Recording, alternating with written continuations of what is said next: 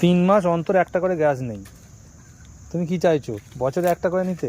হ্যাঁ বাবা, আমার পরের এত পয়সা নেই, সেই জন্য এই যে দেখো পুকুর পাড়েতে পাতা গুঁড়াতে এসেছি, এই যে শুকনো পাতা, এগুলো জাল দিয়েই সংসার চালাবো, মানে রান্না বান্না করবো, তার জন্য প্রচুর। এত বাঁচাচ্ছ? কি করবো, বড় পয়সা থাকলে আর কি বাঁচাতে হতো।